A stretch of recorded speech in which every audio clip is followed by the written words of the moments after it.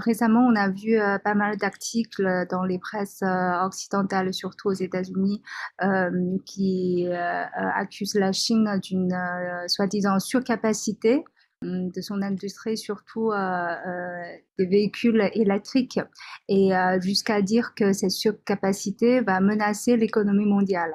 Quel est votre regard là-dessus? C'est un point d'actualité, donc on voit beaucoup d'articles dans les revues et dans les journaux. Et d'ailleurs, ce matin, j'ai publié un de mes articles dans la revue Conflit. C'est une revue géopolitique, c'est une revue géopolitique française dans laquelle j'ai abordé ce point-là.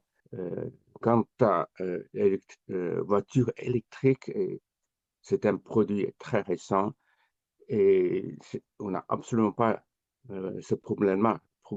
Donc, on n'a pas de problème concernant le pourcentage que la Chine occupe dans le marché international sur ce produit-là, parce que c'est une industrie toute récente. Ben, c'est le commencement, c'est même pas le 10%, je pense que c'est au niveau de une dizaine de pourcents.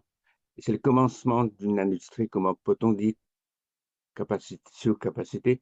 Il faut regarder dans le monde, sur le marché mondial. Il ne faut pas regarder que sur un petit marché d'un pays. Il faut regarder le monde, quel est le pourcentage et quel est le développement en cours. Donc, pour ne pas dire que c'est la surcapacité, restreindre le développement d'une industrie sous sous ce genre de prétexte. Et on n'a pas oublié le phénomène japonais où on a mis en place une sorte de euh, VER, donc Voluntary Export Constraint. Je pense que certaines personnes visent ce genre de rêve. Je pense qu'il faut regarder les choses comme il faut, appeler un chat et traiter ce phénomène-là de façon complètement objective. Alors, c'est assez évident que c'est une industrie qui commence. En plus, il y a quand même beaucoup de monde au niveau mondial.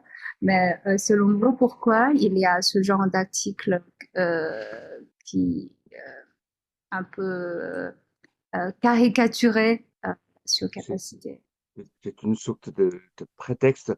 Si on regarde les machines de lithographie, qu'on en parle beaucoup aussi, donc Asmer occupe 95%, je pense 85 à 90% du marché mondial.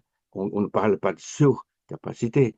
Ça, c'est un cas si on peut accepter cette notion de surcapacité, c'est un cas où on peut appliquer cette notion-là.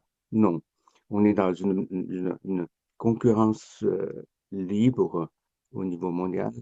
C'est à tout un chacun, à chaque pays de montrer ce dont il est capable et de s'engager dans le dialogue au cas où on a des problèmes entre les pays, entre les marchés.